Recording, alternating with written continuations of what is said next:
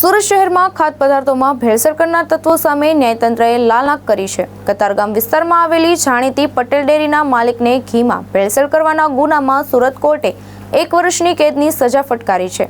આ ચુકાદો સમાજમાં ભેળસેળ કરતા વેપારીઓ માટે એક કડક ચેતવણી સમાન માનવામાં આવ્યો છે। વર્ષ 2011માં સુરત મહાનગરપાલિકાના ફૂડ ઇન્સ્પેક્ટરે કતારગામ સ્થિત પટેલ ડેરીમાં ઓચિંતા દરોડા પાડ્યા હતા। આ તપાસ દરમિયાન ડેરીમાં અંદાજે 7 કિલો જેટલો શંકાસ્પદ ઘીનો જથ્થો મળી આવ્યો હતો। લેબોરેટરી ટેસ્ટમાં આ ઘી ડુપ્લિકેટ અને અખાદ્ય હોવાનું સાબિત થયું હતું, જે બાદ ડેરી માલિકને કાયદેસરની કાર્યવાહી હાથ ધરાઈ હતી।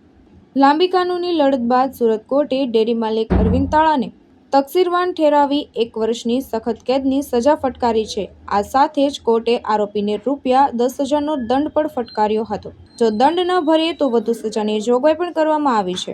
Amitsinh Desai, food safety officer, Surat મહાનગરપાલિકા।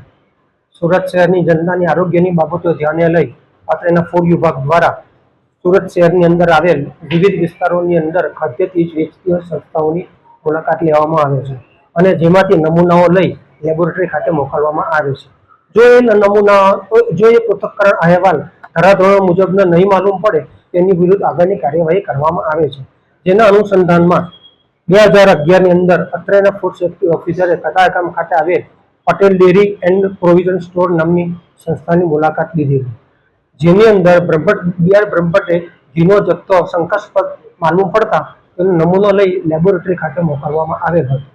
લેબોરેટરીમાંથી રિપોર્ટમાં એવું માલુમ પડેલ કે વનસ્પતિ તેલનું પ્રમાણ વધારે છે, જેથી એ રિપોર્ટ ધારાધોરણ મુજબનો માલુમ નહીં પડેલો, જેથી food safety officer BR Brahmbhatt સાહેબે એના અનુસંધાનમાં કોર્ટમાં ફરિયાદ દાખલ કરી। એ કેસ કોર્ટમાં ચાલી જતા કોર્ટે આરોપીને 1 વર્ષની કેદની સજા અને 10,000 દંડ ફટકારવામાં આવ્યો છે। ભાવેશ ઉપાધ્યાય, દ્રષ્ટિકોણ ન્યૂઝ, સુરત।